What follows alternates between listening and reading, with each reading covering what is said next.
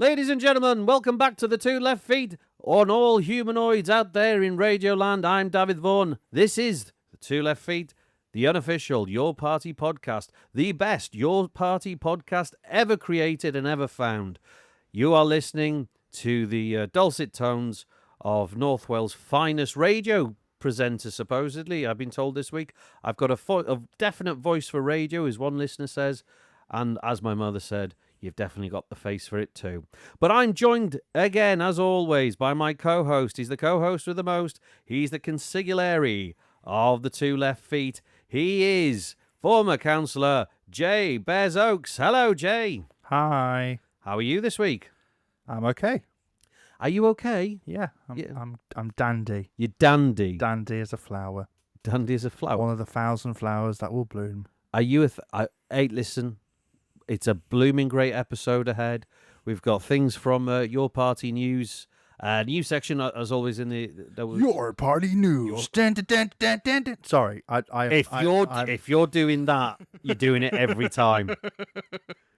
I am currently, this week, in the position of having to come up with a load of new funny voices. Did you do that to Everybody Dance Now?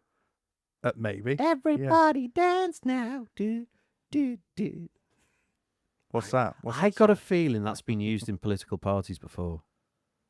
I'm sure that's been used as a walk-on song. I mean, talking about walk-on songs, at least, I think we're continuing this singing theme from conferences or something like that. Anyway. Oh yeah.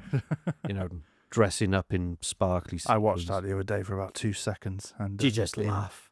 It just upset me. And then, yes. Speaking of, just a point on that, and I know I've said this before. Do you know that Christianity is on the rise at the moment in this country? As a Christian, I'm aware that it fluctuates. Yeah, sure. Yeah, but are you talking about the sort of American evangelism? I've been told that Christianity is on the rise in this country. Yeah? Yeah. Oh, right. Yeah. Aggressively told that Christianity is on the rise in this country. It's our state religion. Yeah. My reaction was, thank God. I hope that you will get some perspective and knowledge and enlightenment as you visit those church meetings, church services. Okay. I have showed you my allegiance. I have meetings for worship, but that's my denomination. Oh, so yes. Others have services. Yes, because you like eating oats. Yes, sure. Anyway, little sidetrack there on other things that are happening in our country. Speaking of which, we are coming back this week's Our Country segment. We'll be seeing who this week's nominations for Our Country will be. We've got a nomination each, I think, this week.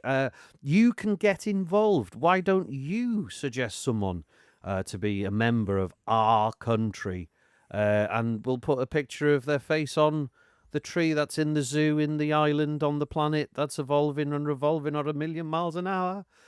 You can get in touch with us on stilllabourpod@gmail.com. I know I haven't done the... We work hard, apart from that bit. We don't work. Well, it's always this point of the week where I go, still haven't done that.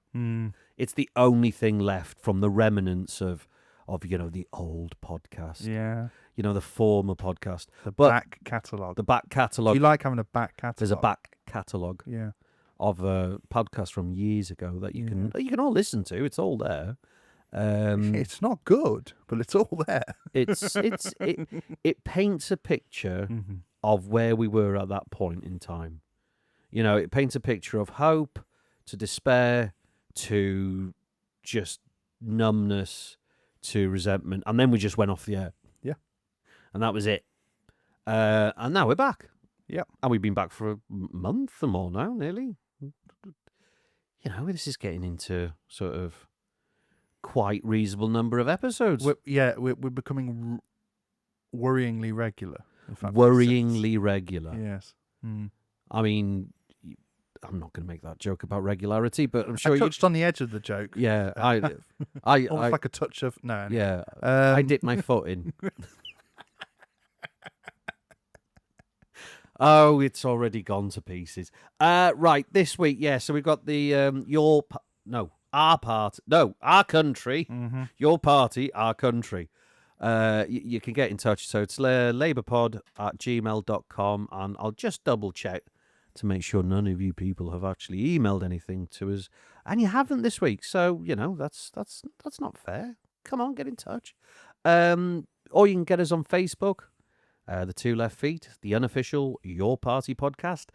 You can get your podcast from a whole host of places, including where you're listening now. We're on YouTube, we're on Deezer, we're on Podbean, we're on... Where's the statistics page? I've lost it. The irony. I know. Distribution, that's where we are. Podbean, Spotify, Amazon Music, iHeartRadio, Player FM. I know there's a fair few of you listening on Player FM. Listen Notes, Podchaser, Boomplay, and soon to be Apple Podcasts. I'm just having a little bit of trouble with authentication. Oh, right. Yeah. What, are we real? Well, whether we're real or whether we have a mandate to actually have a podcast. Ah. Are we in a position to say that we should have a podcast, and Apple is questioning our authority on that? I mean, I agree with that. Should we have a podcast? Probably not. Yeah. Probably not. But, it's not just our podcast. It's your podcast. There we go. So get involved. Yeah, get involved. Come on. Do we have any comments? We have very nice comments. Oh, good. And nice comments are very nice as well. And thank you to Tobias. Oh, right. Who is listening in Totnes, is it? I think that's where I saw it. Tobias, thank you very much. Glad that you're listening. Glad that you're enjoying it. And various other people. There's a couple of people who've seen me personally. Oh, right. All I'd say is let's get something started. You can debate, you can comment, even on the YouTube channel. So we're on YouTube. All the podcasts go up there, and I do get notifications on there to say that you're commenting. Oh, right. So there and Facebook, definite, I'll see it. Yeah. Podbean, I'll see the comments. Spotify, I don't think I do. I don't think you comment in the same. Oh, yes, you do. Yeah, do. I think you can you? So, and then there's the Gmail. Right, this week there's no PMQs, so there's nothing. Why are there no PMQs? Because someone's hiding. Oh, right. Someone's hiding. It's not because Parliament's going into recess like it does every year. No, Starmer is hiding from the nation. Oh. He's gone into hiding. He has. Where's he gone into hiding? He's ran away. What, behind the big black door where we all know he lives? Or, well, I mean, actually, it is weird. I haven't seen him. I'm looking at the Donald Trump business. Well, which we're talking about later on as well. Oh, okay, all right. I mean, we are talking about in the middle segment we are talking about the state visit. But then at the moment, just as an opener, we can only basically debate. Well, last couple of weeks, and we'll carry on. Talking about PMQs and what's in the news, and base, what we're talking about is what's important in Parliament for PMQs, but there is no PMQs, so we can only go based on the last significant debate, which was last night. And what debate was that, Jay? It was an emergency debate. An emergency debate, which is from Conservative MP David Davis, who's been in Parliament for a long, long time. He used to be leader of the Tory party. He used to be. He did. And he was Brexit minister at one point. Yeah, and he made an application to the Speaker for an emergency debate on the issue of the US ambassador and his resignation. And did Lindsay Hoyle look into that? He did. He looked into it and approved the debate. And it occurred yesterday, late afternoon, early evening. Yeah. It went on for a while, as these things do. Pretty much as everybody else was leaving. Yeah. And but that's it. You're slotting it in when you can, because it's but it is at the end, just before Parliament goes to recess. It was David Davis went on for quite a while, setting out his position, which is unusual for an emergency debate, but it the nature of the subject, Lord Mandelson, requires a bit of introduction, I think. Oh, Mandy. And he's in the news yet again. But it's even He'll worse. never leave the news now. Oh, I mean, Yeah. there's more embarrassing things to come. As he said. As he said. Himself. He said it. I know. He says that. I know. Unbelievable. The next speech was from the chair of it's either International Affairs or Foreign Affairs. I'm not sure the difference really, but it was Dame Emily Thornbury. It was. Who wouldn't take any interventions from anyone. No, because she was setting out a very important aspect to this, which is Parliament, and this is why Parliament will carry on sort of pushing on this. Parliament have been excluded from the sort of looking into this appointment, this important appointment, and the result of which is they're starting to ask quite big questions on whether we need to adopt a system that America has, where Parliament has to actually approve these kind of important congressional approval. approval. So the Senate in the United States has quite a significant amount of power when it comes to approving certain officers such as judges, ambassadors, secretaries of state. Secretaries of the cabinet. So that's a system we could adopt here, and that's why. And she was sort of setting out why the system we have doesn't really work, because there's no democratic accountability in reality. She did push back on this whole notion of, well, we'll need parliamentary approval, by saying, well, it is, at the end of the day, it's the Prime Minister's decision.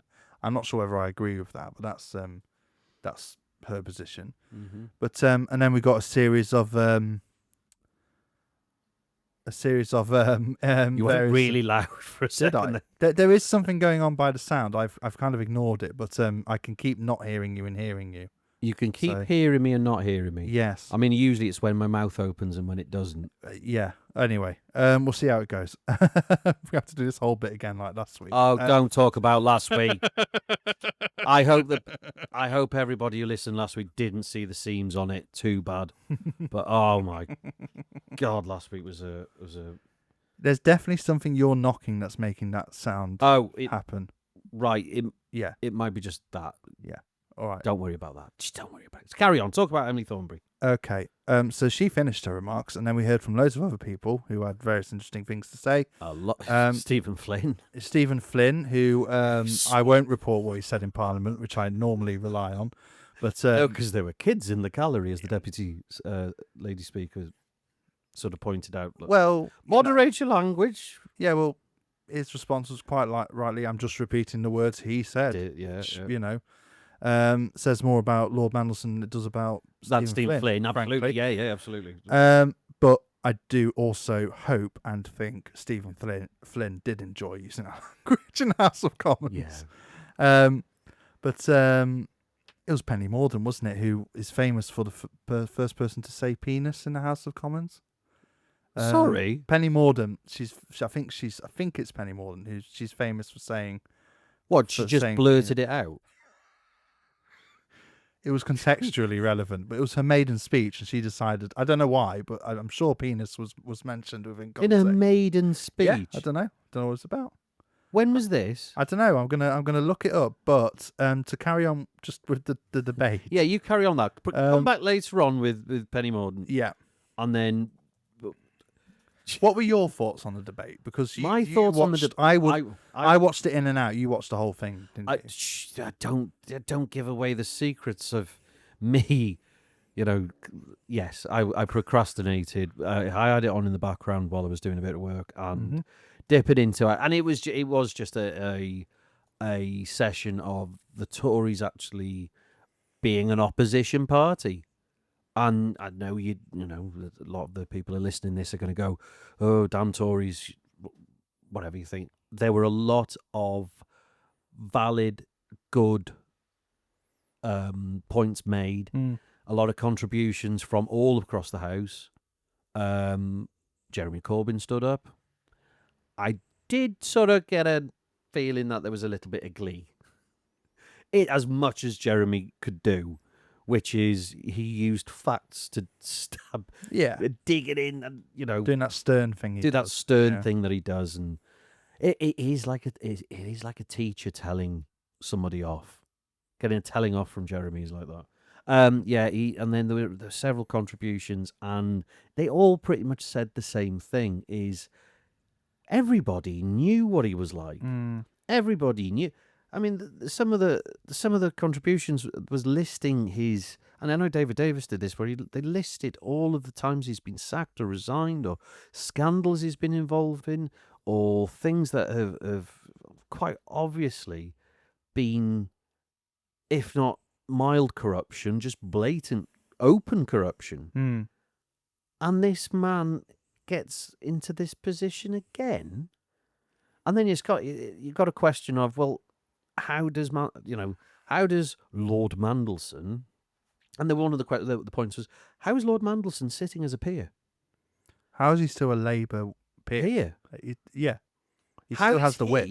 Yeah. How is that? And that was one of the points. I think it was Richard Bergen who pointed out that as well. And all across every single one of the benches, including the Labour benches, apart from one person, including the Labour benches, are saying this is ridiculous. And then it's got to, it must be said the majority of the Labour bench were not there, and most of them didn't speak.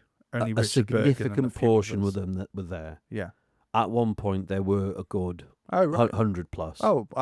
This is the bit where I wasn't listening. There was a lot of movement, and there was several people coming in and out, and they were dipping in, giving this, as that place works. But at one point, yes, there was a united front. At one point, the two front benches were considerably full, and then when the Tory members started tearing into the government, they all started disappearing. Every time the camera shot went out, there was fewer and fewer and fewer, and you just got the feeling that they were all taking a kicking. And I think it was Stephen Flynn actually in his that's what he said. It's just a shame that the cameras are pointed, and I think they're automatically pointed. I don't think there's any. They have to point to the speaker. To the speaker. Well, no, I think it's automated in terms that it's a program. I don't. It might be nowadays. I don't think there's a director intervention, but I think it's pretty much automatic. Well, it's set down in the rules of the House that they only look at the person. But he said if the cameras are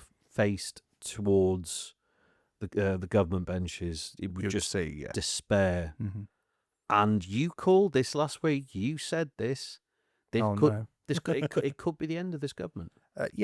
Or this is what brought down Boris Johnson and a dodgy appointment. It's the same thing, and it's but it involves paedophilia, which is a little bit ramped up. What's worse, a dodgy party or a really dodgy party? Yeah.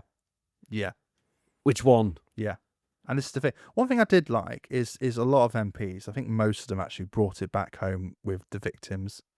Like, how did the victims feel that the ambassador of the United Kingdom, because of course a lot of the victims were British. Yes. The ambassador of the United Kingdom to the United States was best pals, best friends, convicted paedophile, big buddies. Yeah, and I'm not going to repeat why he was a convicted paedophile. We didn't reference it last week, but people ought to realise the serious offence that was committed and the facts of the case, because it's I didn't realise it's absolutely horrendous and horrifying, and I don't, because I always thought, and it was said last week as well, how sometimes you don't know what your friends get up to, and you have to stop being their friends, and that does sometimes happen. But this offence does not come under that category. It's not a technical offence. It's a serious, horrifying, destruction of other people's lives and liberties. Just on there was a couple of interventions where I did sort of think this is the call. I mean, it is a call for resignation. I think a couple of people did call for resignation, and there were a couple of voices saying this will not go away. No, this is a issue because now Parliament has been what's the term? It's not prorogued. It's just not prorogued. Just in recess. It's in recess. They recess. That's adjourned. Adjourned. You might say. Yeah. So it's conference season coming up. Yep. State visit, then conference season. Yep. And during this time, there are no PMQs. Keir Starmer is not going to stand at the dispatch box to defend himself. He has timed this out. He has not appeared. He's been sending ministers and junior ministers. He's busy, Dav. He's busy. Busy doing what? Being the Prime Minister. doing stuff, you know. Oh, really? Yeah. Or not doing stuff, as, you know, not dealing with. Not- Anyway. Anywho, and I think the feeling is that everyone who contributed yesterday or last night, as we're, because this is by the way, this is 17th of November, 17th of September 2025 that we're recording this. This is Wednesday 17th, which I should have said at the top of the program. Did I not? Oh, well, we've lost. That's hot. Well, there we go. Gone. Well, there we go. We'll have to start again. Yeah. No. And yeah. Sorry, I've lost my train of thought now. That's all right. It is it's conference season and start. Yeah. He was trying to time out. it. He's trying to time it out, and then send the ministers and junior ministers in to answer any questions until. Just like he sent in all of them to defend Mandelson on the morning of the morning after Prime Minister's questions to defend Peter Mandelson, and then he got sacked later on that day. It's just. And then what we found out is that it was already a done thing because actually they knew everything that was going on, and they still defended him. Yeah. And how can he survive this? You called it last week. You said this is enough to bring him down. Yeah. I didn't believe you. I just sort of oh right, yeah. But then to be fair, you called Mandelson sacking. Yep. You called Angela Rayner's departure. Yeah. And you're calling this. Mm-hmm. I would say that in conference... Oh, you make a call now. Go on. Yep. I would say... No, I'm not. Yes, because I'm not too up to speed on what the mechanisms would be to try and get rid of him. Well, it's Andy Burnham, isn't it? Oh. It's the Andy Burnham. Yeah, the Andy Burnham card. Will he get a seat in a by-election? Will he challenge? Yeah. And this conference is going to be hilarious for the Labour Party. It's going to be... They can't...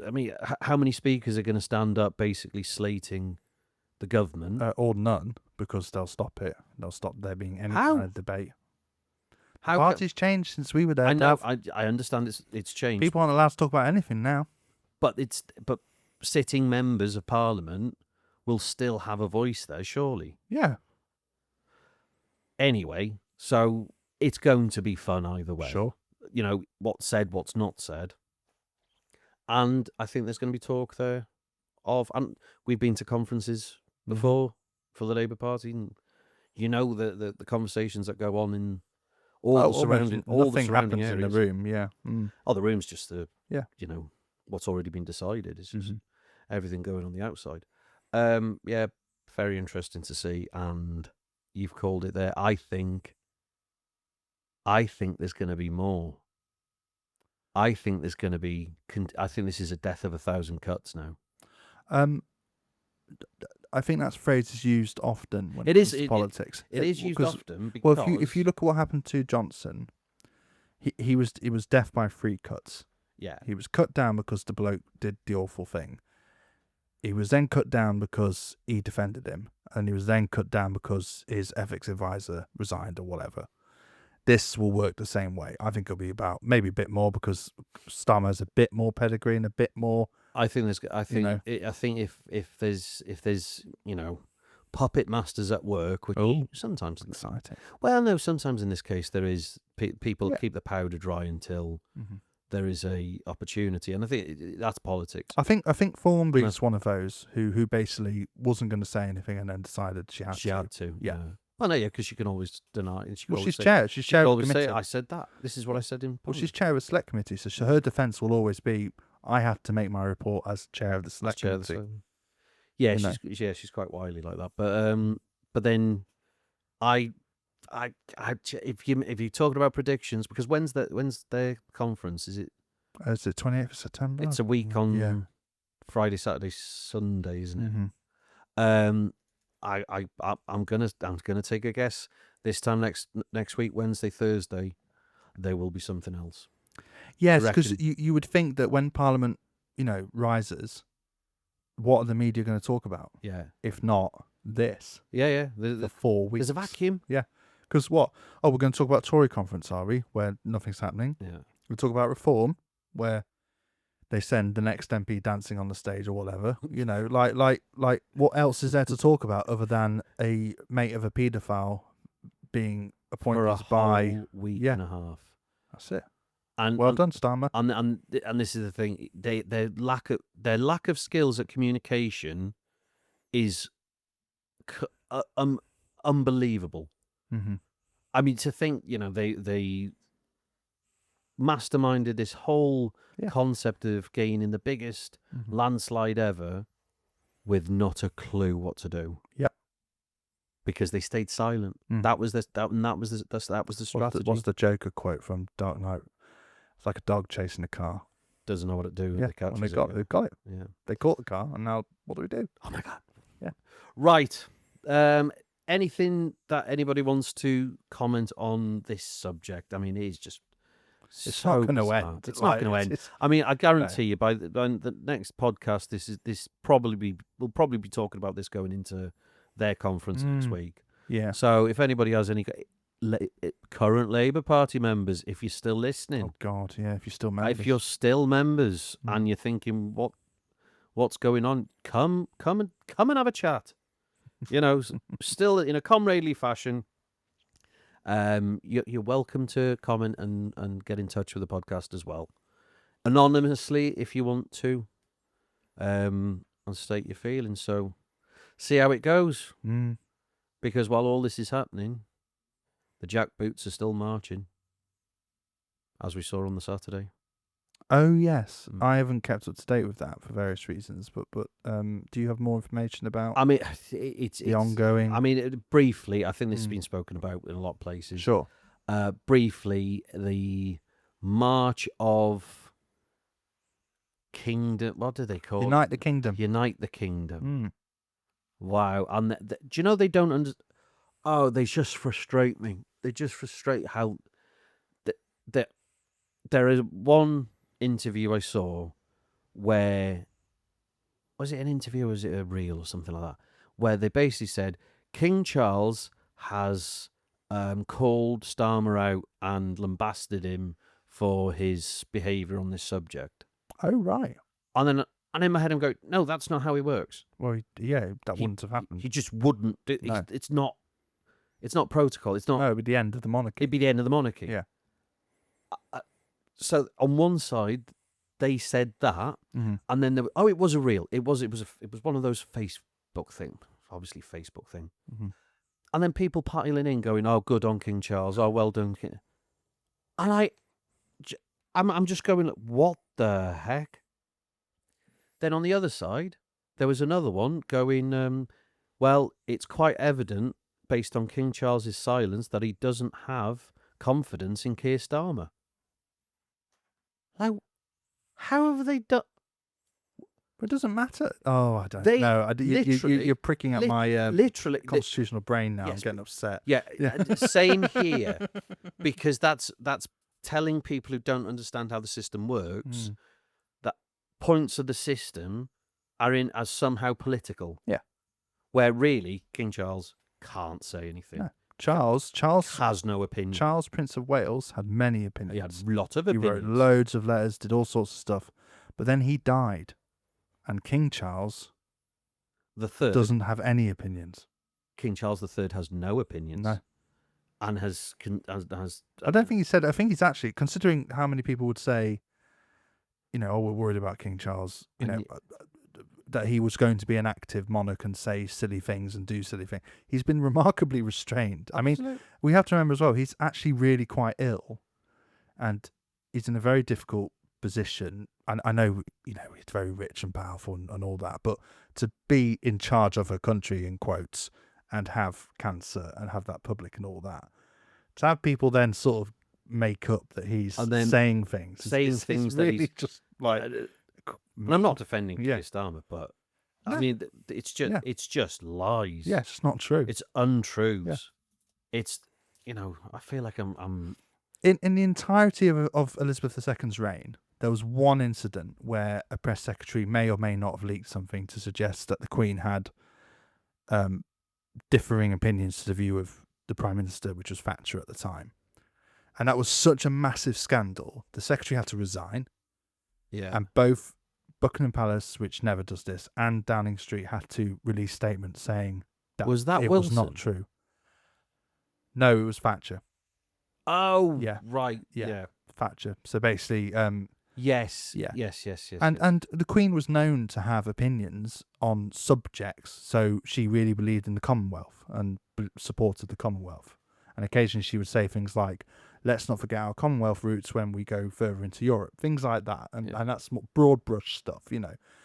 But the idea that this institution that's lasted for 1,000 years would be tripped up by a Facebook feed or whatever is a bit, you know, Hey, ridiculous. Stranger things are happening. Well, I suppose so. You know, because Reform are going to take the country back. Yeah. Anyway. Can't wait. Anyway, I think we've done enough. Well, I mean, as the stooge, I can't wait. You're the stooge. You're the stooge of the party. Yep. Unite the kingdom. Unite the kingdom. Well, let's unite the kingdom by adding another person into our country. Our country, which he will do right after the break. Come back and join us right here on the Two Left Feet, the unofficial Your Party podcast. I'm Dafydd Vaughan and Jabez Oakes, who's... You're not letting me introduce myself anymore. No. You can introduce yourself when we come back. I'll give you one more chance. Okay. But I've got to go to a break because I've got to have... Jay needs to calm down because I've just mentioned something about monarchy that's upset him, and we all know his views on monarchy. So we'll be back. Do we? Right. Oh, yes. Do we really? Okay. I was trying to cut to a break quickly before you came back with something. Yes, the old 1,000 years. Oh, I don't care. Yeah, what people think about what I think. Anyway. Okie doke. Well, there we go. Right, we'll be back right after this break. See you in a second.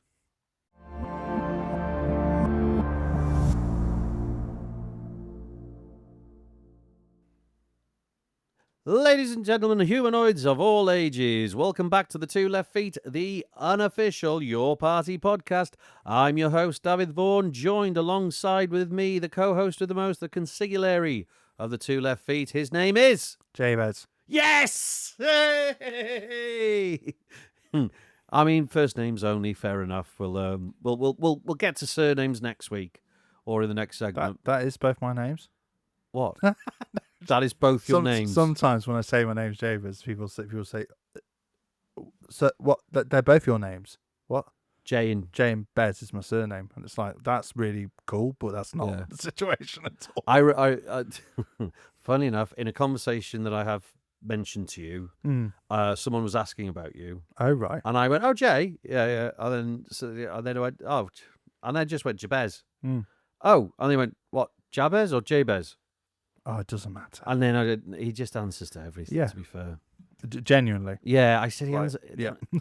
I call him the Welsh Wookie, and he answers to that as well. Sleep deprivation, guys. It's fun. Sleep deprivation.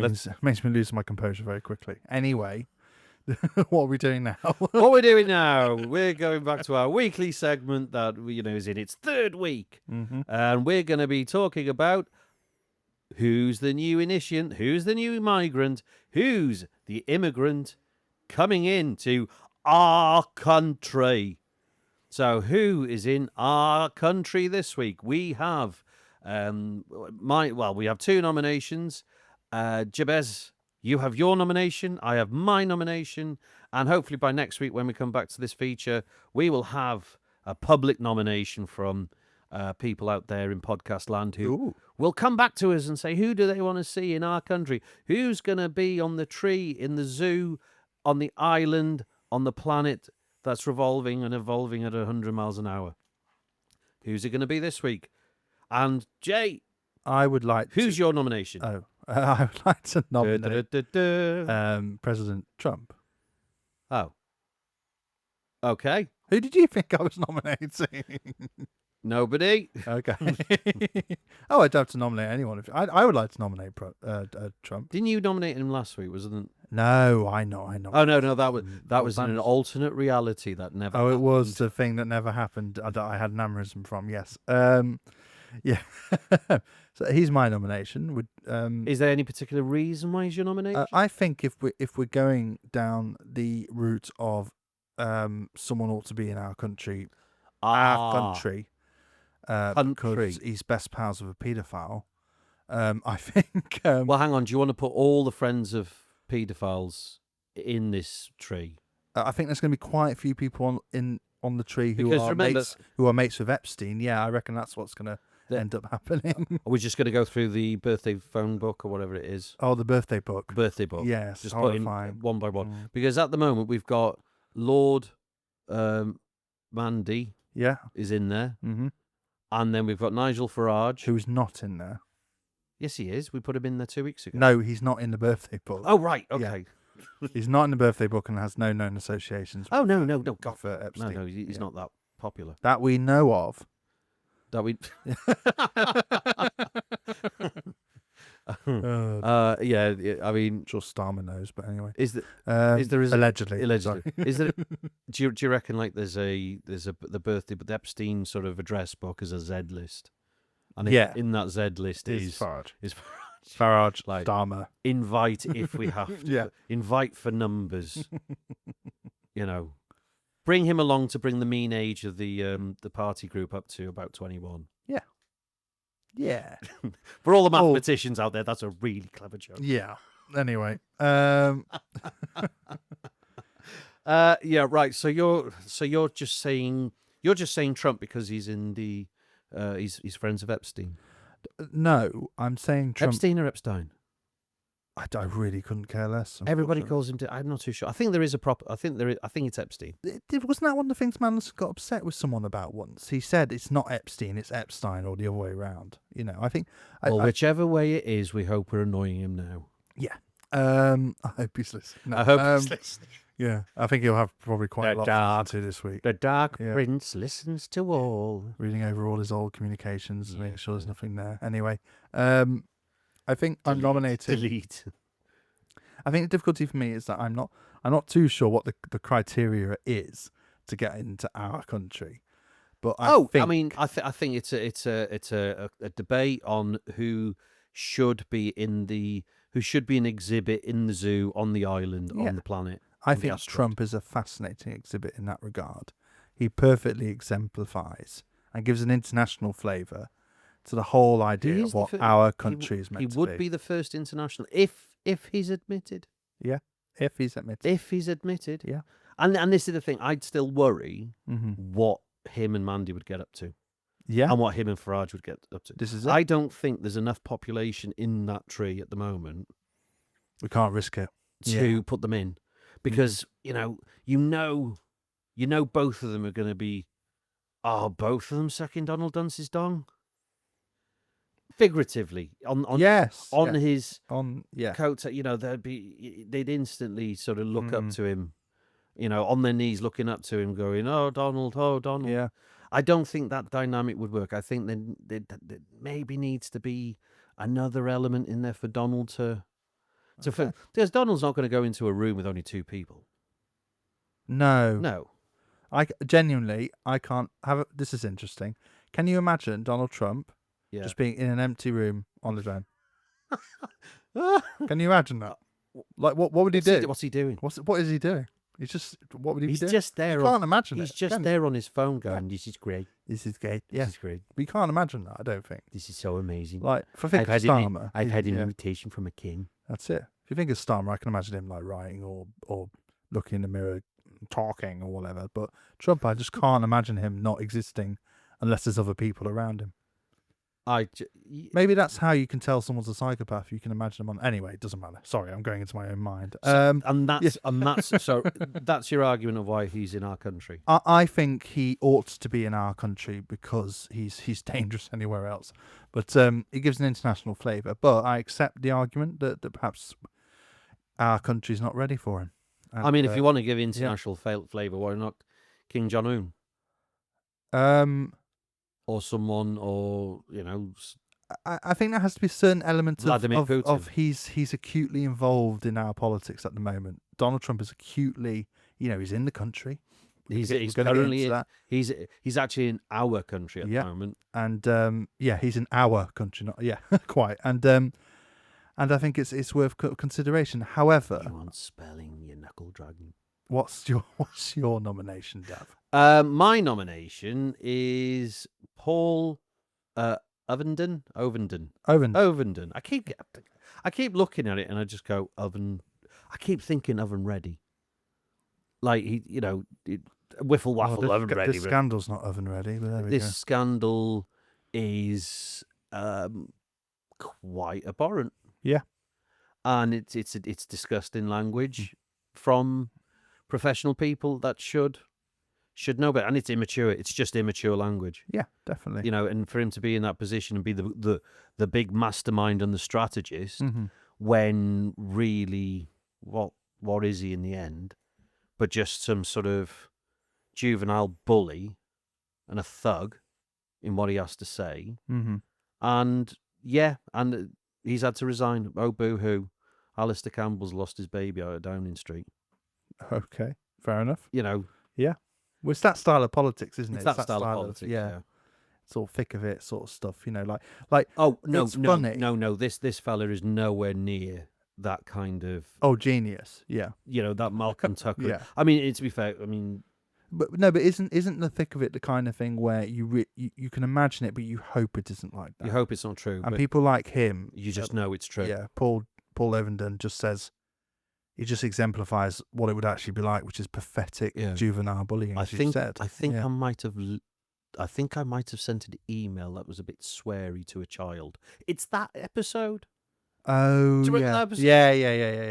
Yeah. This is. I thought you were making an admission then, and I was like, no. I can't talk to you about this on the. No. If that's happened, it was the minister in the thick of it. I think Yeah. I might have sent a sweary email to a child, and you just think how does that happen? How does this happen? It does,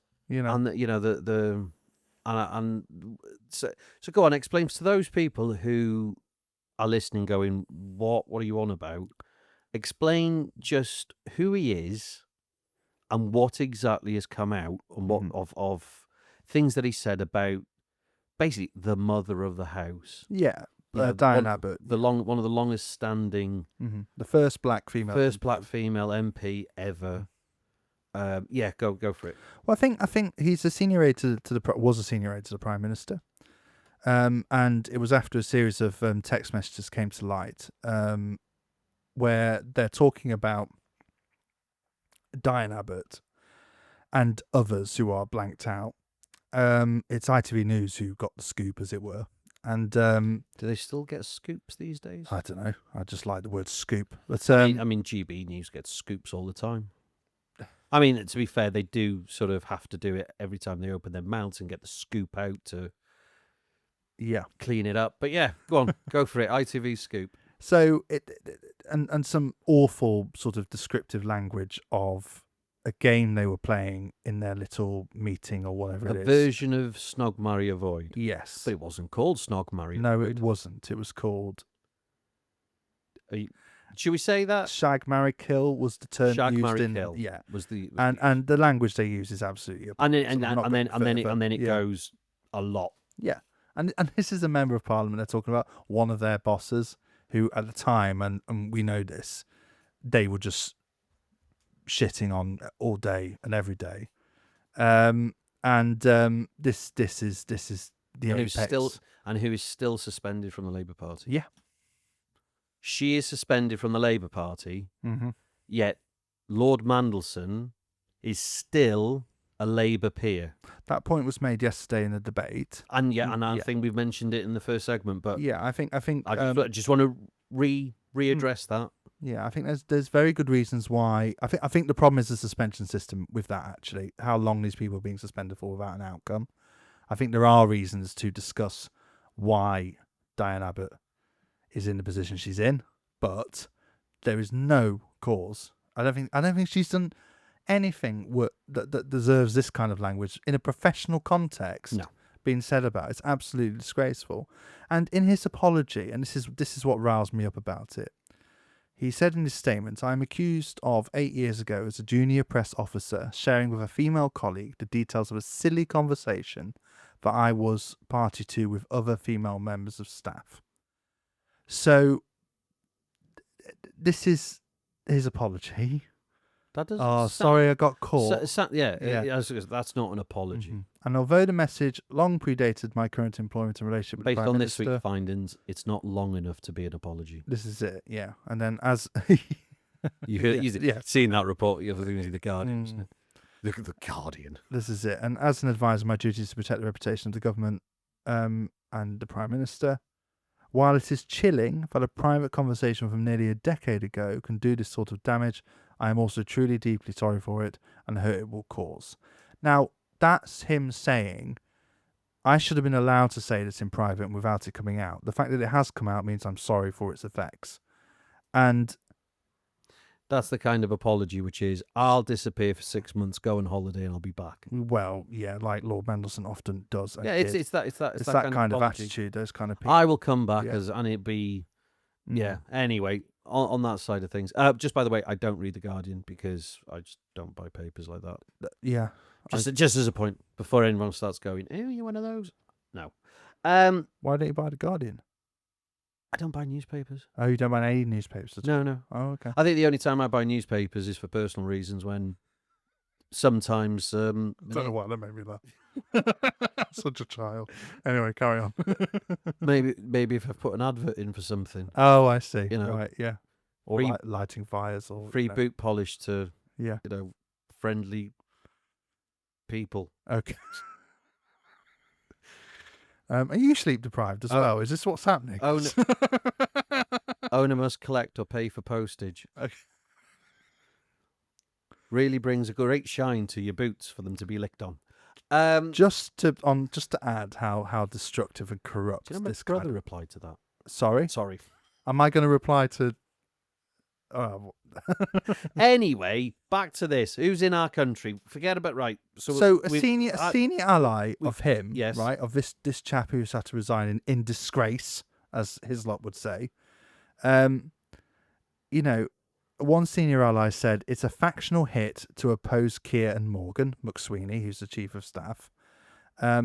Pathetic, and it raises a massive question about how we judge ourselves. Someone's private messages get hacked, held for 8 years on someone's laptop, briefed to a journalist, and they, Ovenden, are the one who has to resign. Like, completely missing the point. The reason he has to resign is because he said some horrible things about a member of parliament. That's why he has to resign. But then he's a paid party official. Yeah. So get rid of him. Yeah. Like, that's why you have right, to... here's a question to you then. You've been in that party. I've been in that party. Mm-hmm. We were there for quite a number of years. Yes.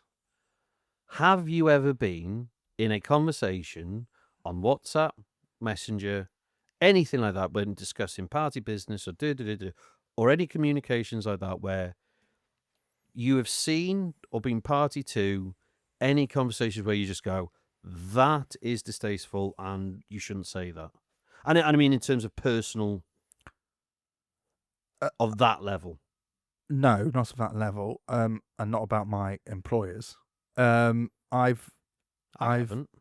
Well, no, but I was in situations where I was investigating issues in the party at various points, but that was a very different role. It's not, you're not in a situation where you not to get sidetracked on those issues. No, I mean, I've never been in a conversation with people who are well, this is it. So activists, and you hear stories stories in that language. You hear stories about this at the top of the Labour Party, where they're having these sort of like, oh, we'll go out, have all these mad conversations. Oh, funny, Do you know what? It's horrible about people. Do you know what? I'm thinking about it. There is one. Oh, right. There is one. Is it? Did I say something? I can't say on this, but I think I know I've told you in the past about it. There's going to be instances where... Can I just refer to what it is? Yeah. I was door knocking for a candidate in a constituency somewhere. There was a person on the team who may or may not be an elected official. Oh, right. who... This is all allegedly, though. This is allegedly. Yeah. Because there's no names involved. No, in and this may not have happened at all. And this may not have happened ever. Yeah. And it might be in a dream. It might be like Yeah. Dallas. And But you can think of an occasion where you were door knocking. Yeah. And in some distant far end galaxy and far away in Whoville. And one of the comments was, in this dream, I hope the next one's a fit one, and I hope she's in she's just come out of the bath in a dressing gown. And that's the kind of thing that people say when they're trying to get people. There was more that was said. And they're trying to get other people on their own sexist, misogynistic page. They're testing the people around them to see, are we all? Can I make jokes like that? That's what that is, and it's disgusting.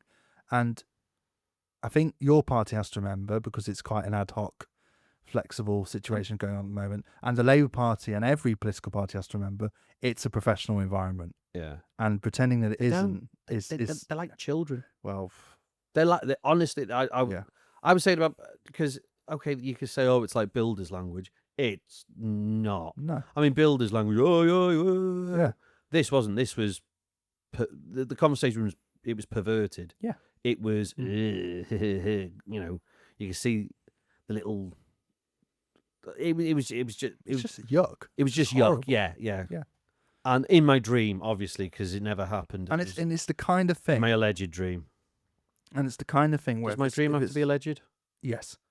It's the kind of thing where, if it's allowed to fester enough and it's allowed to become mainstream and it's allowed to become proper, then it leads to things like an ambassador being appointed who's mates with a paedophile and everyone around thinking that's okay.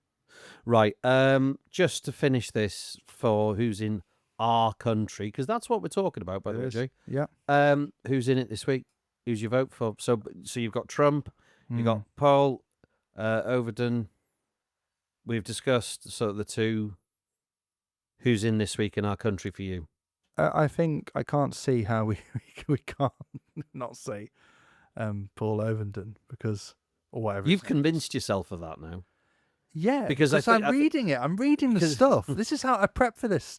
Barely. I do prep, but I prep for stuff, and I'm one of those people who I believe that your ideas are a toolbox. They're a box of things. Ideas can come out, ideas can come in, views can come in, and I changed my mind, and there's space for President Trump in the future. There is space in our. And this is for all of you listening out there. During the break when we were discussing, right, who's going to be your pick, who's going to be my pick, Jabez came straight out. Yeah, Trump, he's in this week. He's in. This is it, guaranteed. And I went, okay. And I obviously picked the Paul Overton. And in the course of the last 15 minutes, Jabez has managed to find himself going. And this is, like you say, this is how it is. So I agree with you on that one, because he's my pick again. I think, is it again my pick? Probably 3-0, I don't care. Yeah. It's a game I don't need to win. It's not about scorekeeping. It's about taking part. About me not taking part. Yeah, but I am 3-0, I think, at the moment. So this week's new immigrant. I was going to check the Premier League table. Hang on. Sorry. There's no VAR in this. Go on. The new immigrant to our country who sits upon one of the branches is none other than Paul Overton. Well done. Well done, Paul. You are rightfully in your place. Right, I think we will just take a quick break and then we'll be back with the state visit of Donald Duntz. And then later on, we'll be talking about your party news. There's a lot this week. There's been an email. Back right after this.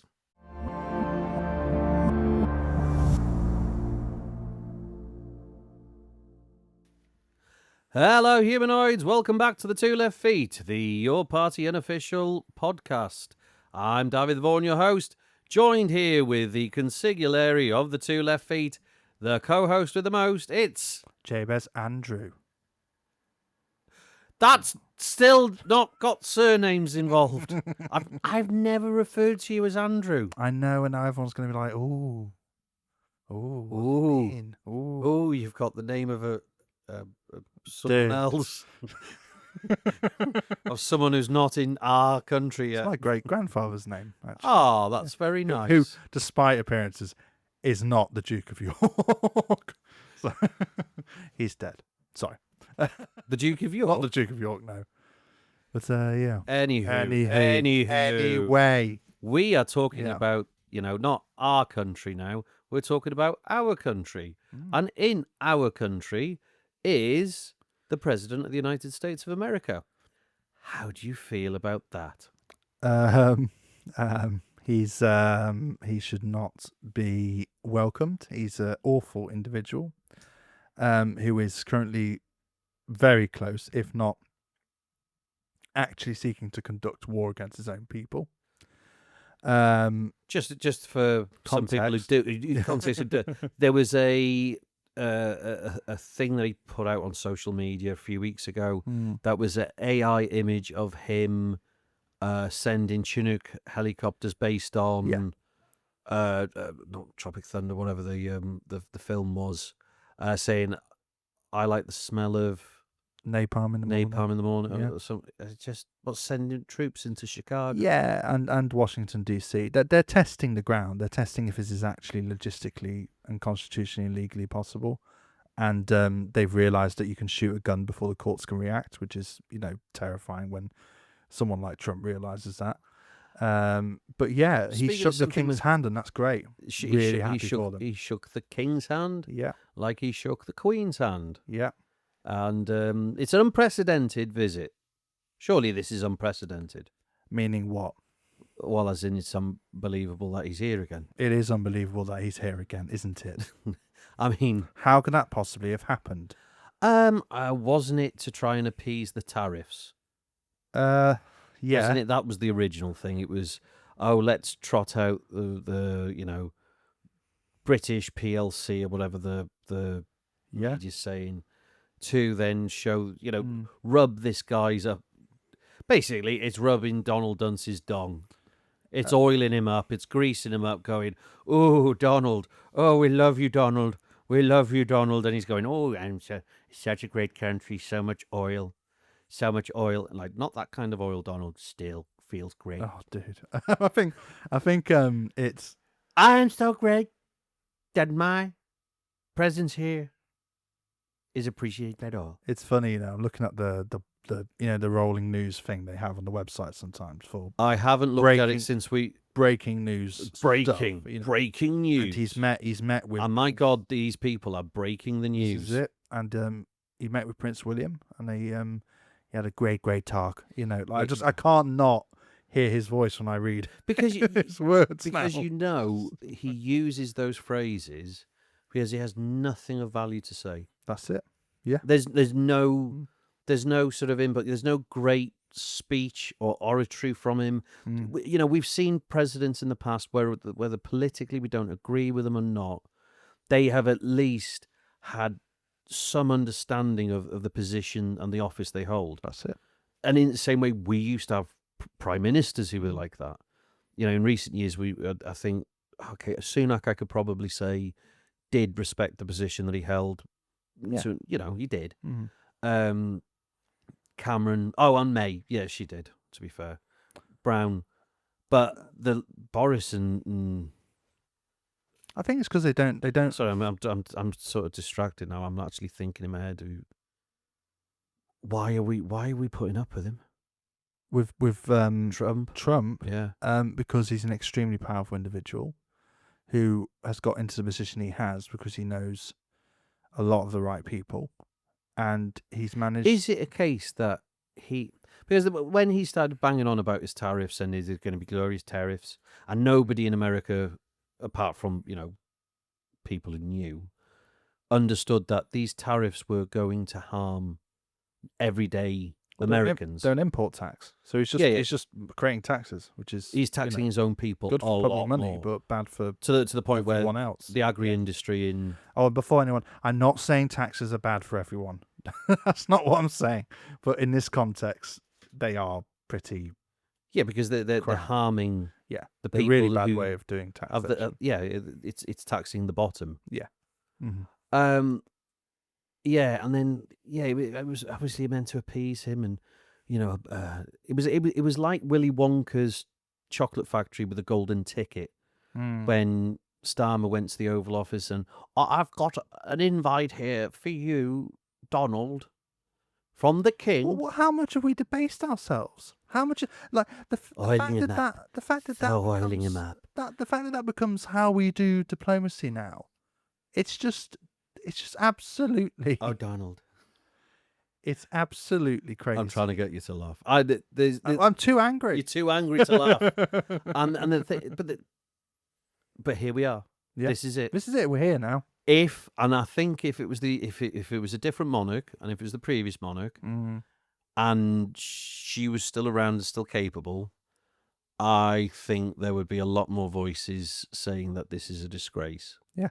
To do that, because I know how we all know your views on the monarchy, and no, we don't actually. And there we go. disgracing the monarchy in such a way, besmirching their name and their good integrity, in such a way is harmful.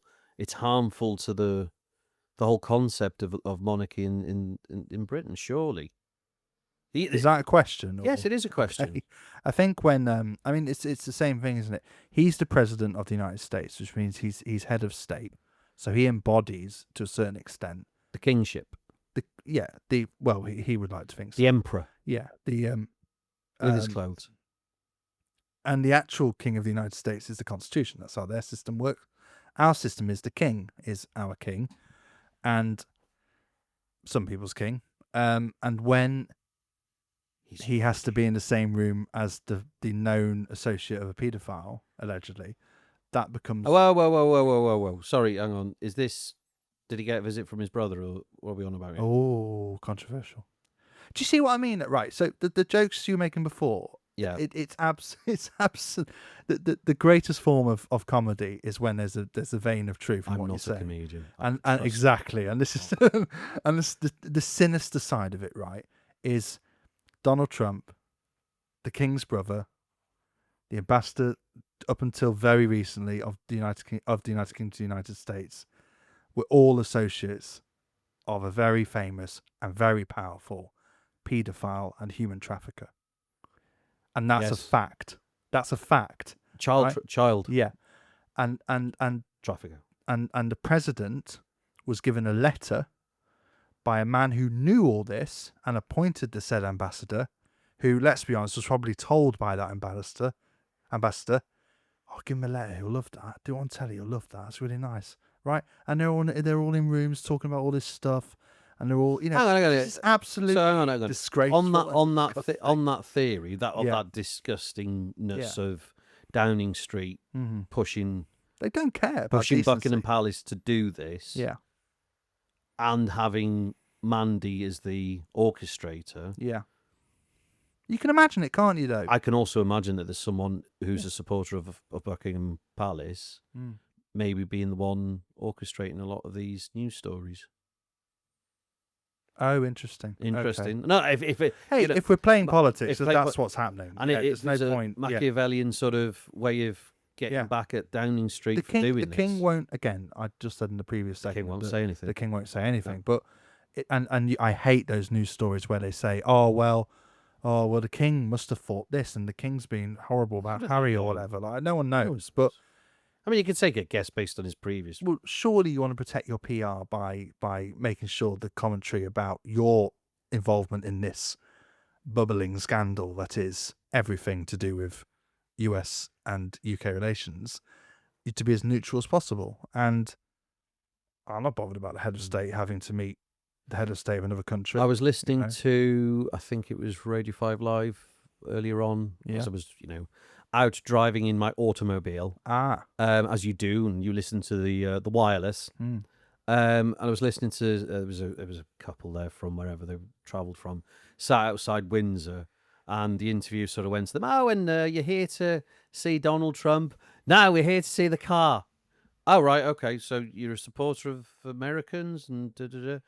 And then no, just come here to see the car. I just want to see the Beast. Yeah, the Beast. Yeah. The Beast. It's here in London. And I, oh, okay. And then she sort of turned to the female partner or whatever it was. And yourself, do you like Trump? Have you come to see Trump? No, I'm not into all of that. I've just come to see the car. We saw the helicopter last night. It's brilliant. Have you seen the car, though? It is an It is, amazing piece of technology. No, it is, honestly. Watch Comedians in Cars, right? I can't remember who presents it, but Comedians in Cars with, and President Obama is interviewed. Yeah. Because he's made enough quips to be classed as a comedian. Jerry Seinfeld hosts it. Oh, right. And they have a look around the Beast and how, like, it's really interesting. But, It's a tank. Yeah. It's just basically. a very fast Yeah, tank. very fast tank. And Yeah. So going back to the state visit, and there's obviously a banquet going on. I think as we're recording now, they're getting ready to. I think there's a flyover now. There's some F-35 American Air Force jets going over Windsor, followed by the RAF. yeah. The Red Arrows are doing a display, and have you ever seen the Red Arrows do a display?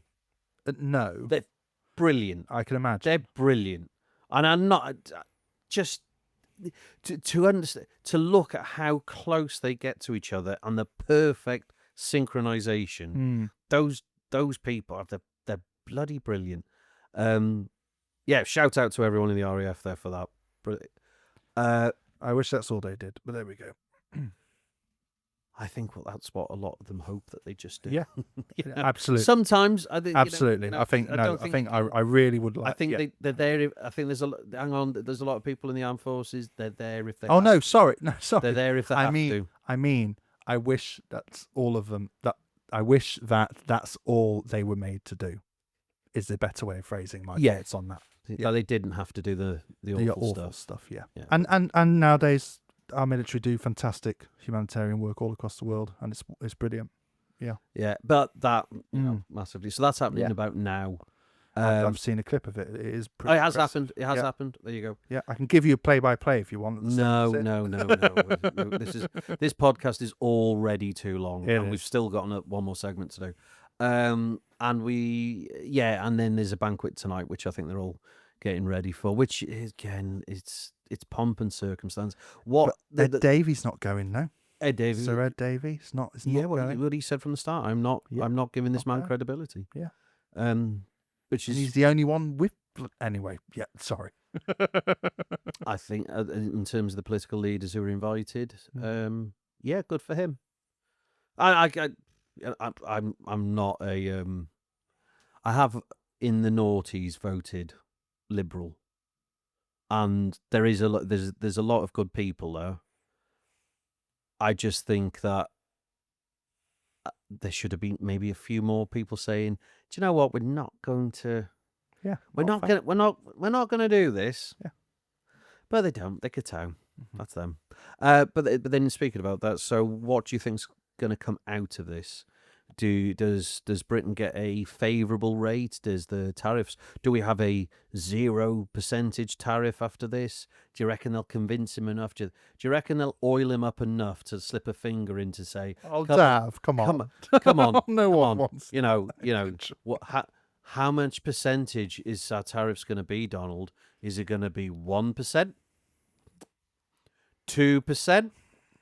Dav, how far do you want to go, Donald? Oh yeah, go to 5. Is that what it's going to be?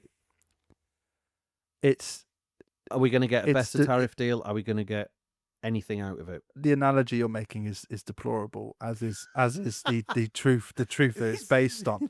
It's absolutely mad that we're in this situation.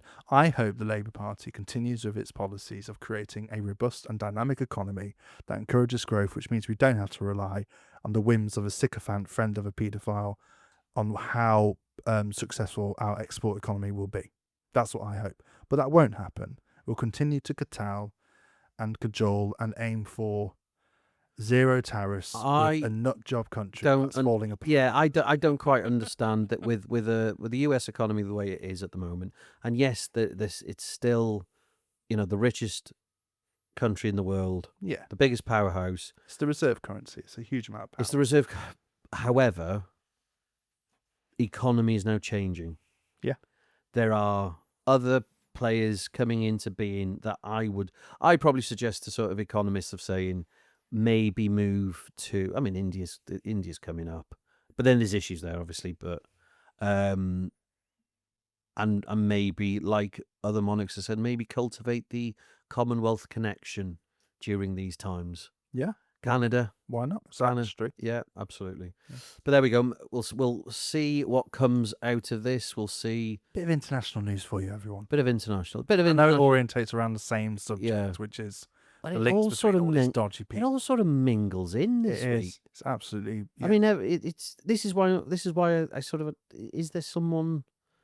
Are the strings being pulled somewhere? It just seems all coincidental that it's all No, it's all going just, into one. all just that mad. You know, Like whether it's Twilight Zone. whether it's the demonstrations on the weekend, whether it's the news stories that are breaking, the people who are having to resign, apart from this week's entry, all of these different. Well, it just seems that it's all pointing in one direction.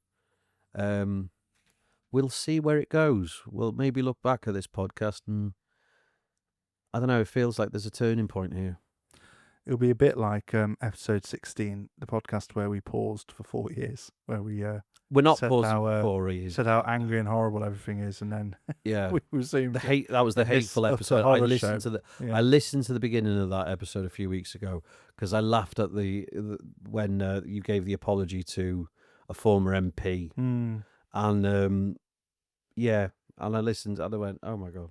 Anyway, that's On to hope. Next segment. On to hope. Yes, last segment coming up. After the break, we'll be talking about your party, the email that was sent around on Monday night, other developments are coming, dates coming up, and any future meetings if there's any advertised, we will let you know. So your party news right up next after the break. We'll be back.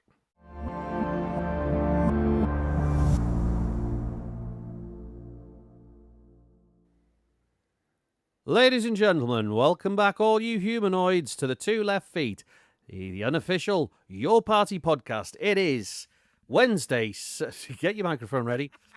Sorry. Wednesday, 17th of September 2025. I'm your host, Dafydd Vaughan, alongside your co-host, the consigliere of the Two Left Feet. It is J. Oakes. It keeps changing. Yep. Okay, J. Oakes. Well, at least it's sort of got a forname and a surname this week. Hello there, Jay. Welcome back to the Two Left Feet. Mm-hmm. We took a very, very long break there because it feels like that we did the podcast this morning to talk about issues with possibly things that were said. I state quite categorically that I have never placed a finger inside a president ever before. Not saying I won't ever in the future. I'm just saying it's never happened in the past. I just think that there may have to be don't listen to this during tea time, children. Oh, sorry. That's perhaps what I was saying, but the point, I think I apologise to anyone with vulgar imagery and it's a great podcast. It's a bad podcast. It's the best podcast ever. Yeah. Anyway, we're going to talk about your party now. This is the segment of the show that we're leaving to the end because this is the bit that people, if you're listening to us at this point, this is probably the most interesting point of the week for you. And this week in your party news, there's been an email. An email was sent out to everybody on Monday evening, I think. And funny enough, have you got it? Sorry, I was looking for it then. So an email went out to all of the people who signed up on yourparty.uk, I think the website is, which you could still do if you're interested. And it came out for who's penned the letter? Who exactly is it? It is Your Party. It's just from Your Party. Your Party. Solidarity. In solidarity. Would you like to read the email out to everybody, Jay, and then let us know what was said in it? It's quite long to read out, but I'll have a go. Well, this is the segment we do these bits in. Okay. And if you've got this email as well, how about we do a read along? Let's read along. Let's match up all our emails to see if it matches. Dear Jabez. I don't think no. See, mine says Dear David, so I think Oh. I think it's already. Already gone there. Okay, so it says, today we advance the process of founding our new party, one that belongs to its members, not to the establishment. Britain's political class is united. They pursue war and profit while our lives get worse. For too long, the rich have set this country's political agenda. Not anymore. Our party will take the power back. Achieving this objective requires a mass democratic movement that meets people where they're at, organises with them to build power in our communities and lay strong foundations to transform our country. That was a very long sentence, but there we go. We can do this, but it will take all of us. In the next 2 weeks, we will kick off the full founding process, opening our membership portal, initiating wide democratic debate, and publishing draft versions of our 4 core founding documents: our political statement, constitution, rules, and organisational strategy. These documents will be drafts in the truest sense, ready to be edited and evolved. Members will be able to comment, suggest changes, and track how each document develops. Alongside this online process, your party will host huge regional deliberative meetings where thousands of members come together to listen to each other, break bread, and debate the founding documents face to face. From Norwich to Newcastle will foster a political culture of healthy discussion and disagreement, enabling thousands to weigh in with their ideas, questions, and concerns. In November, thousands of in-person founding conference delegates will be chosen by lottery to ensure a fair balance of gender, region, and background. These delegates will have a big responsibility to debate the founding documents, propose amendments, and vote on them at conference. The final decision will be up to all members through an online, secure, one-member, one-vote system. This process aims to combine the best of different democratic traditions: individual and collective views, in-person deliberation in assemblies, sortition to keep things fair and representative, and direct voting to give every member a final say. And we want to go further. We know your party can and must be even bigger. Keep an eye on your inbox to get involved in The People Speak, a massive door-knocking campaign to ask people what they want from a new party and inviting them to join in. Timeline at a glance. September. Membership opens, first draft documents published, and regional assemblies start. October. Assemblies continue. Draft documents revised. Online vote on party name. November. Delegates selected. Amendments submitted. Founding conference takes place. Finally, if you want to get more active in your party and help members take the lead, then we need you to help run the regional assemblies. Sign up here to become a facilitator and help ensure we have fun, energising and inclusive conversations at these massive regional assemblies. We'll be offering online training in advance. And then there is a link saying sign up to become a facilitator. And then it goes on: reject the drive to war, the rush to cut wages, the clamour to slash services, the attempts to divide us. Fight for a different future, for your class and your community. This is your chance to be part of something new, something different. In solidarity, your party. There is a lot there to unpack. There is. There's a... what do we do first? Do we start from the top and then go through it? Yeah. Why not? Dear Dafydd. Well, going to read it out again, are you? Yeah. I'm going to read it. Well, I've got a different one. Mine starts differently. So it's advancing the process. It belongs to this Britain's class, blah, blah, blah. Achieving objectives. We could do this, but in the next 2 weeks, we'll kick off the full founding process. So memberships are opening in the next 2 weeks after this podcast. Yeah. So between now and the end of September 2025, membership opens. The portal will open, so that'll probably be next week, depending on if they've got the website built properly. Initiating wide democratic debate. I think that's important. That's good. Yeah, it's good that. Well, it means. I think we have the technology We have the ability to actually do that. I'm not old enough for the $6 million man. I'm old enough to hear other older people talk about it. What was the name of the $6 million man? I have no idea what you're talking about. Steve Austin. Oh, not that Steve Austin. Yeah, it was another Steve Austin. Oh, anyway, we have the technology. Did you take that from a Family Guy I reference? know I did. You did. I just Anyway. take words and say them. Yeah. So that's open in the next 2 weeks.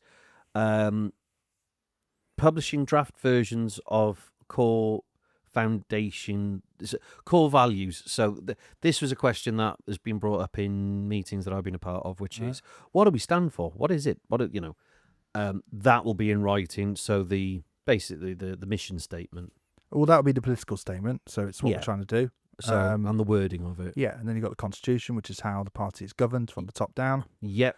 Then rules. The rules, which is probably how each party operates on a day-to-day basis. Organisational strategy, which is... That will be how you want the party to proceed in the future. Yeah. And it will be informed by the political statement.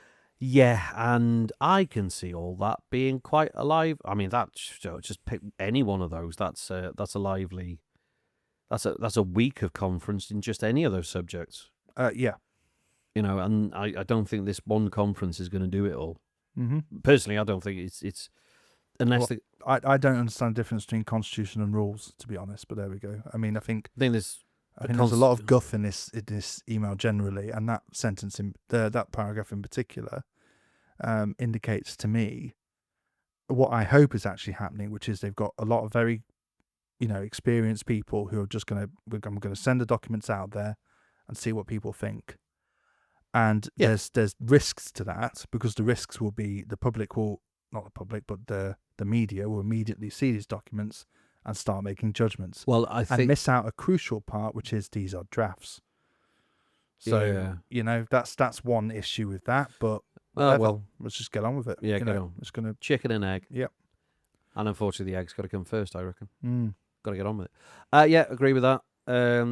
Drafts in the truest sense, ready to be edited, evolved. Members will be able to comment, suggest changes, and track how each document develops. That's going to be my favourite bit.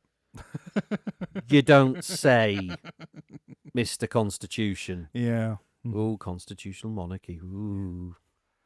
We all know. Well, we all know what you think about. We don't have a constitution in the UK. No, we have a monarchy, thanks to people like you. Alongside this online process, your party will host huge regional deliberative meetings. Can I just say about that? Well, we're talking about this part now, presumably, the regional assemblies notion. Having huge and massive suggests unwieldiness. I don't understand what they mean by assemblies. If it's going to be massive. Yeah, well, that's what they've said at the bottom. They've said it's huge and massive. Yeah, so it's going to be a huge, massive regional assembly. And I understand what they're doing. They're trying to say... Is there a difference in language, though? No, I think it's trying to distinguish itself from being... We're not a party of small groups doing, small people controlling everything else. Small rooms and... Yeah, but we are... It's going to be big rooms, large rooms. Yeah, but it's not small rooms from the top. It's small rooms from the bottom. Yes. But that's not what they're saying. They're not saying it's. We're not saying it's church halls across the country. We're saying it's going to be massive assemblies of people who are all going to meet, and it's going to feel like it's going to feel like a set of conferences across the country. That's what they're claiming it's going to be like, and it isn't. And that's my concern. Yeah, I feel that they think that everywhere is the same as London and Birmingham. Yeah, that's how it reads, and that's annoying. Whereas the majority of seats and places across the country, but there's a lot of supporters aren't like that. No. Yeah, okay. We'll deal with that when we come to it. Where are we up to? So, and also, sorry, just on that. Go on. Are the regional deliberative meetings going to become before or after the rules are finalised? What are the rules of these assemblies going to be? Chicken and egg. Egg first. Right. No, that isn't how this is set out. So membership opens, first draft documents published, and regional assemblies start. Then assemblies continue, draft documents revised. So there is a moment in time where these assemblies are going to start and be organised, and there's no clear rules about how we amend documents, how we propose amendments, how we finalise documents, how we all agree on if there's conflicting amendments. There's all sorts of very serious reasons why there should be some rules before you start a massive, huge, large, dramatic, great, amazing regional conference assembly, whatever it's going to be. Best conference ever. It's going to be the best conference ever. But chicken and egg. It's got to be a bit of patience. Everybody's pushed. Yep. for things to happen. Oh, please. Yeah, no, This is I'm things in that happening. camp, Dav. I'm in that camp. Thi- I'm in the camp of let's just do something. And that means we're all in the room scrapping for a bit, then so be it. Yeah, Or agreeably disagreeing, as it may be. yeah, And that's great, let's do that. But let's not acknowledge that in this email, in the third paragraph down, there's already quite a major glaring issue, which is we're going to be trying and sorting out quite complicated documents on the future of our party without a clear way of doing that. yeah. Okay, right. We'll figure that one out as we go. We will. Right. Sorry, hiccups. Oh, you're growing, Jay. Oh, Which direction? me. Up. That's cruel. what you're going. You're going up. We'll foster a political culture, healthy discussion and disagreement, enabling thousands to weigh in with their ideas, questions, and concerns. Well, yeah, well, that's what we should be anyway. Breaking bread and debate, the founding documents to face to face. Yeah, thousands in person, founding conference delegates will be chosen by lottery. So, yeah, this is already caused. This is crazy. This is absolutely ridiculous. I mean, they're talking about a balance, gender, region, background. How is that decided? How is it decided? Well, it's not a lottery. So a lottery could pick the jury system. The jury system can pick 12 white men. That can happen, or 12 angry men if you like. Oh, favorite film, but anyway, it's obviously. a brilliant film. It's a very good film. It's they remade it as well. Yeah, but the original I haven't seen the remake. I've seen the original's brilliant. Yeah, and that is how a lottery actually works. It's random. So what they're actually saying is, we're going to try and make it random, but we're also going to respect the fact that we need It's going to be weighted. balances of gender and whatever else, So and it's balances of they've said it. gender, region, and background. So what do they mean by it's background. Socioeconomic background, ethnic background, national background. Like what does that Political mean? experience. Yeah. What is? I mean, okay. Don't know what any of this means, Taff, and it's upsetting, and that's because I need to know what it means. But also there'll be other people. There'll be people reading this email, or who have listened to me read it out for the first time, who are going, "That is brilliant. I'm really glad we're doing something, but what on earth are we doing?" It's going to be a mess. It is going to be a mess. It is. It's just going to be. Yeah. And you look at it and you go, there's 800,000 or so people who've signed up. Mm-hmm. Out of that, it'll probably translate to about half, maybe. Yeah. Membership, If that. maybe Yeah. a third to a half, I'd reckon. With people declaring support, but just not wanting to be in. They just want to say, yeah, we'll vote. You have the people who aren't interested at all who want to sign up. You have the people who are interested, but that's it. They just want to receive a newsletter, whatever. Yeah. You have the people who want to laugh at it. You have the people who want to do sinister things like invade, be invasive or intrusive and try and find things out. Even though I hope we're going to be democratic and open anyway. And then you got the people who will want to support financially and don't want to do anything. And then you have the people who do want to do stuff but be told what to do. And then you got the people who Onions, layers of onions. Layers. Yeah. Regions. Which regions? Well, England, Wales, Scotland, Northern Ireland, or is it more localized than that? I once did a study for a different job that I do, not counting this as a job, but this is fun. And we were trying to work out the area in which we live. He gave me a wink then when he said that. How many civic regions are that I'm studying right now, or an area, and it was something like there's 8 different. So that you got the constabulary, you've got the police and crime area, which is different. You've got the fire service area. You've got all these different regions or whatever. Now, 99% of them don't matter for the context of what this is, but I mean, we don't mind saying where we are, do we? But we've said enough are we times. Clwyd? Are we North Wales? Are we Denbighshire? Are we North East Wales? Are we, which region are we? And this sort of starts to smell and reek like, are we going to have a meeting about a meeting?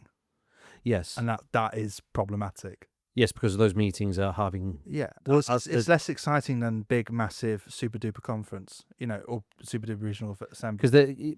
because then it's the argument, and it's already happening. Yeah. Does that mean the region's Wales? In which case, I'm out. I'm not interested.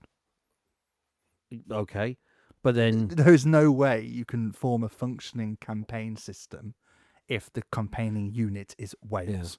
Yeah. It's ridiculous. Because based on that, it's the lottery would be, well, for people who don't know the geographical, and Scotland Be the one same. person from North Wales. It could be one, and then because because that's Wales. weighted because of population. Yeah. And then instantly everything's lost, and it's different areas all across England as well. Is it weighted more to Birmingham, or is it weighted more to Coventry? Is it weighted more to Manchester or Newcastle? Does the Northwest just get ignored? Is Cumbria just a land that doesn't even exist in the eyes of this? Yeah. This is the issue. They've tried to answer questions, but they've actually just asked more questions. Yes. Yeah, and left themselves. I know there's no perfect way, and this has been said, there is no perfect way. It's always going to be a mess. Yeah. However, in the next week or so, it's just a little bit of clarity of maybe that shouldn't have happened. Maybe they just should have said, it is a lottery, end of. It is a first conference. No, because then you end up with 12 white men. This is my point. You don't do lotteries. Lotteries are the antithesis of democracy. Lotteries it's absolutely not on for it to be done in that way. And I know what it is. It's committee mentality. They've all sat in a room and said, "Oh, we've just said we want all of this to be deliberative and democratic. How are we actually going to get 800,000 people in a room? Oh, we can't. How are we going to solve that? Oh, we'll have to have elections. We'll have to. Oh no, that'll take too long." And they'll do all of this.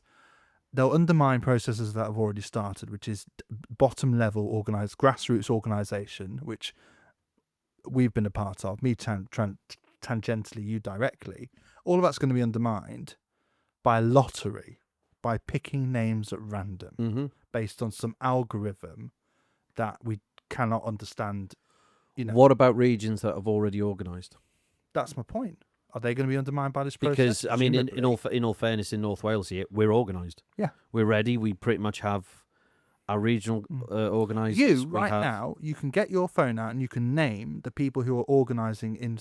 Don't do that. No, specific areas of our as of this of our area. As of this week, right there are people in constituency areas. Yeah. That are now setting up branch areas. Yeah, and according to this email, and this may not be true, but according to someone who's just reading the email and doesn't have a knowledge of all the various conversations that are going on all across the country all the time, that undoes that work. Oh, axiomatically. Does it though? Does. No, if you don't know the context and you're just reading that email, why should you believe that anyone who's been organising stuff around you now has legitimacy? When it's going to be regional assemblies that are randomly organised and delegated by have delegates appointed by lottery. Yeah, and also this whole concept as you go further down, become a facilitator. Yeah, which is fine in areas that haven't organised, but I think most areas have organised something. There's a few black holes here, there, and everywhere. Yes, that's needed. But maybe the question should have been as well in the email, have you already facilitated? I mean, well, this is it. Because there's no option to there's no option to say we've already organised, thanks. There's no phone number. Yeah. There's no email address to get in touch. There's no contact point to say, have you already facilitated and organised an area? Get in touch. Yeah. This is and create a central sort of database where you can start having these names. Because it's still... Yeah. On an ad hoc level where it's going, we found this group on Facebook, or there's this WhatsApp group on the go. Well, this is it. I mean, Zara Sultan, and this follows through from what Zara Sultana said, which I agree with, and I've advocated for in meetings, which is let's have community organisation from the bottom. That is in principle what this is. Facilitators are a way of doing that, but organising meetings as opposed to organising community action, right? Yeah. So I support it all in principle. The only part of that email that I think is quite good is the facilitator bit. The reason it's not good is because people have been already doing that, thank you very much, and getting on with it in an organic way and getting on with it. And it's just Yeah. Okay. So How do you feel about the email? Because this I, my argument would be that it's as undermining as your someone process. who has done work in this area, I would say that it. I would say that each region, and and we say what is your region, and you as a local person in your local area will know geographically and politically what your region is. I know from our bits is that we are now in a position where we're all communicating. Mhm. There's members being brought in. There's people organising. They're organising meetings. They're organising discussions. They're organising campaigns. Talking. They're engaging with the public. There's one of the groups that I've organised. They're doing a thing in a pub in a couple of weeks' time where they're not just having a meeting there. They're going to use the time to engage with locals and have a chat. They're already doing that. And They're already doing the parts of the email which we haven't necessarily covered, which is the big doorstop. yeah. The people speak thing. Yeah. It's already naturally happening. Certainly here, okay, some areas not so much, and this is where this email's more targeted towards. But there's nowhere in the email, and there's no contact point for me to get in touch with those people and be able to say, listen, wherever the rest of the country is, we're up to this point. And for the next facilitator to say the same thing and be able to feed in. And so there's not all this noise going back into the centre, that someone who is organising and trying to organise these emails and everything have specific contact points across the country. They have not asked for those people to come forward yet. And they've not given a line of communication to do that. From my point of view, that's the issue for me. Yeah, and we've had people from these areas of the party, which isn't a party yet, say please get on and talk and organise and conference and discuss and whatever. And sorry, I'm using conference as a verb there, not as a noun. Like we haven't organised a conference in North Wales, but and that was viewed as important and something we ought to do whilst these guys get their act together and work out what we're going to do. And now it sort of seems, well, no, please don't do that. Actually, do it this way. Yeah, and then on the other side, there's a sort of a feeling amongst some, there's arguments going on, all not proper argument, it's debate. Yeah. Where people feel like it should go a certain direction and a certain direction, and the concept of region and what describe a region. Yeah. Well, that's my point. And the UK is famous for not having clearly defined regions. Yes, across the world. That's all. Yeah, it's all cut people up in. Make jokes about it. Yeah, but it's all cut up in whatever suits the model that we're trying to go for. This is it. Yeah, and there's others that are possibly trying to gatekeep slightly. And this is it's there's got to be a bit more communication from, if it is going to be a grassroots structure, then there's got to be more communication to the grassroots. There can't be middle management. No. And that's what will kill off progress. I mean, the development of the party. I mean, you can have middle managers who are facilitators.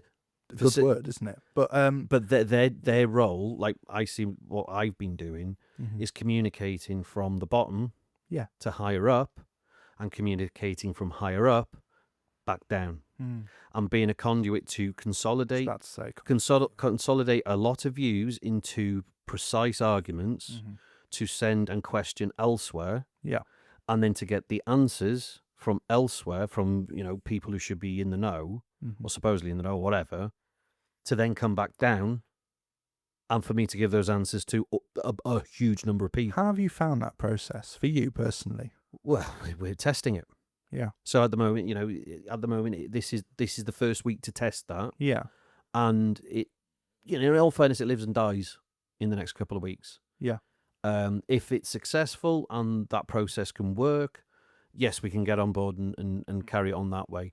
If, however, I feel that old ideas from other parties are coming in, and that consolidation of control and top-down control is trying to be pushed on people. Well, my thing is, well, I've got to talk to the people who I'm now looking after, responsible for. Yes, and that's the feeling you get, isn't it? Yeah, and then it's a question that I have to put to them. Yeah, and what this, lay it out to them. This is where we're up to. Well, what happened on Monday night? Do you want to talk about your meeting on Monday? Well, the organising. Yeah. I mean, briefly. Yeah. To be fair, it was organised a regional meeting in North East Wales, Mm-hmm. brought 4 constituencies together. Yeah. Put an open invite to all supporters. We, as everyone's doing, fishing for members and supporters everywhere and inviting as many people as possible in. We then, after a little bit of talk and breaking bread indeed, and discussion, we went into groups of our constituencies. Right. So all the members who turned up and people and supporters from outside the area as well, because there's no rules on who can help who so far, came in, and we separated into 4 constituencies that made the region up, or makes the region up so far. And then those people in those groups had a chat, got to know each other, introduced themselves, told each other why they're in the room, what brought them to the dance, what makes them this person to sit in this room. And then I asked them all a question, and would you like to set up a constituency group? Yeah. And, a talking shop, a basis for a future constituency party to be able to fight on election boundaries. They all said, yes, we're ready for it. I asked them all to set up a chair, vice chair, secretary, and any other roles they wanted. So whatever was suitable for their... Yeah, you suggested what you kind of need. I said the 3 that I needed. Yeah. And then I said, whatever else you want. It's up to you. Sure. It's your party. And they all did it. Yeah. They all went, and then each group, they and I didn't attend the meeting, but I am a member of one of these groups. Yes. Not an exec member, but No. But and then so it's working. So after doing that, and those groups are then established, they have chairs, vice chairs, secretaries. Some of them have social media roles. Some of them have political education. Some of them have all sorts of different things. Yeah. Whatever they feel that they need. The next step was my role. Yeah. Because my role is the person who was the gobby one with the podcast, who brought people together and set up Facebook groups and WhatsApp groups and got the network of people who I knew into one place, and the extended network, obviously, and whatever advertisements we did. My role then was a position that could no longer carry on. Yeah. Because all these people had now been elected as chairs within their groups and vice chairs and everything. My position is then untenable. Yeah. As to carry on with a chicken and egg. I put the egg in front, now the chicken. And the chicken's got to lay the egg now. So I put myself, the position, up for election. And I asked anybody in the room, does anybody have interest on becoming a regional coordinator and taking on where does the term regional coordinator come from? I think it's just no, but are there other regional coordinators? Are there people who? Okay. Yeah. And I think it's a name. Are they talking to each other? Or? Yes, in Wales there is. Yeah. Right. Okay. What about the rest of the country? The rest of the United Kingdom. There are groups. Right. There's a group I'm a part of which has national coordinators involved in, and more are being added every day. Yeah. And there's big conversations going on there, and that's great. So you carried out an election process, which was to seek nominations for people who wanted to carry out the position of regional coordinator. Yeah. You then ran. Were there other candidates? No. I asked for candidates, and I guess old style meeting fashion. Used to that, yeah. I was nominated by a member in the congression, or whatever you want to call it. Yeah. And the deliberative assembly, I think. Deliberative assembly. Yeah. Oh, there you go. Yeah. Seconded and voted on. Yeah. And it wasn't unanimous though. It often isn't. No, one of my friends said, "No, I know him." I've heard his jokes on that podcast. If I was there, I would have voted no. No. Thank you very much. So you're elected. Yes, This deliberative body that exists. yes, Excuse me, hiccups again. Has you're elected growing. you. Definitely going up. Has elected you to represent at least this group of people to the body corporate that is your party. Yes. So this is my point, going right back to the beginning of this discussion. There are processes already in play which are now being undermined. Well, by this team. I'm saying this as a devil's advocate. As a devil's advocate and as a normal member or a future member or supporter or whatever it is, but yes, that is true. And it's a case now of we continue the work that we do. Yeah. Because, we're doing good work. Mm-hmm. And I think there's other areas, and I know across North Wales we're pretty much on the ball with it. Yeah. North and Mid Wales as well. But the problem with Mid Wales, it's a massive, massive expanse. A lot of land and a lot of travelling to cover for those meetings. That's it. But then that's another thing. It's like those areas, they would benefit from more of a strong branch structure than a strong constituency structure. Well, we discussed this off the podcast, and it includes information that we can't include in the podcast, but there is a very strong argument for having different structures for different parts of the country. Which is where this whole and region, where you have the big, massive regional assembly crap. Because it just doesn't make because sense again, to me. in South Wales, a strong branch structure wouldn't work. No, because the geographical locations are so small for very small regions. Well, you made this point in a podcast or two ago when I made the argument about bottom-up settlement-based, whatever, and you said, well, in cities that's not going to work because you'll end up having thousands of smaller units, branches in a city. And this is where I'm, again, changing my mind, and saying, no, you need different structures depending on different areas. And yes. Yeah. But then I think that's the intent of that email, and the wording region is based on that premise. Do you think it's ambiguous then? Do you think it could mean a city or a town? Yes. Or okay. That's what I mean. That's good. Judging on what I've read from elsewhere, it's whatever suits the grassroots in that area. Brilliant. And in which case that's really good, and. The email, basically what I'm saying is if the email wanted to create discussion and debate, well done, because that is what it's doing. Well, of course, there's an element of keeping everyone busy as well.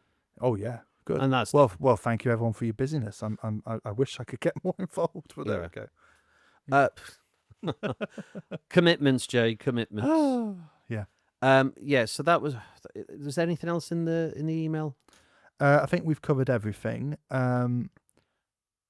I would on the last point of that. I would like to see just a little bit more involvement from the very top of those very busy people who are doing a great job in what they're doing, but they're getting hammered from all sides of do something. Mm-hmm.